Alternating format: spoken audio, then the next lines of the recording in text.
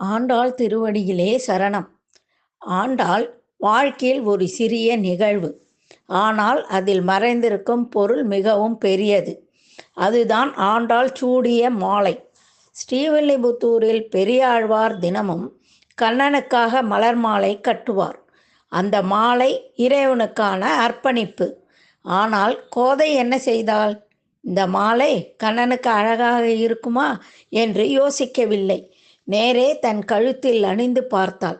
கண்ணாடியில் பார்த்து கொண்டு ஒரு குழந்தை சிரிப்போடு, கண்ணன் என்னை பார்த்தா சந்தோஷப்படுவானா என்று மனத்துக்குள் பேசினாள். இதை கேட்டால் நமக்கு தோன்றலாம், இது சரியா, இது மரியாதையா? ஆனால் ஆண்டாள் செய்தது மரியாதையின்மை அல்ல, அது எல்லை இல்லாத அன்பு. பெரியாழ்வார் இதை அறிந்தபோது மனதில் வேதனை. இறைவனுக்கு அர்ப்பணிக்க வேண்டிய மாலையை குழந்தை அணிந்து விட்டாளே என்று கலங்கினார். அன்று இரவு ஒரு அதிசயம். கண்ணன் கனவில் தோன்றி சொன்னார், கோதை சூடிய மாலையே எனக்கு மிகவும் பிரியம். அவள் அணியாத மாலை எனக்கு வேண்டாம். அந்த நொடியில் ஒரு விஷயம் உலகத்துக்கு தெரிய வந்தது. இறைவனுக்கு சுத்தம் முக்கியம் இல்லை, விதி முக்கியம் இல்லை, அன்பே முக்கியம். ஆண்டாள் சூடிய மாலை ஒரு மரபை உடைத்தது.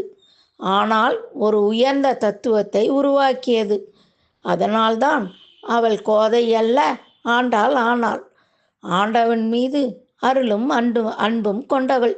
இந்த நிகழ்வு நமக்கு சொல்லும் பாடம் என்ன? வெளிப்புற சுத்தம் விட உள் சுத்தம் உயர்ந்தது. கடமை விட காதல் மேலானது. பயம் விட நெருக்கமே பக்தி. இந்த மார்கழி நாளில் நாமும் கேட்போம், நான் கடவுளை பயத்தால் வணங்குகிறேனா அல்லது அன்பால் அணைகிறேனா? ஆண்டாள் காட்டிய வழி அன்பின் வழி. அந்த வழியில் நடந்தால் நாமும் இறைவனுக்கு மிகவும் பிரியமானவர்களாக மாறலாம். ஆண்டாள் திருவடிகளே சரணம்.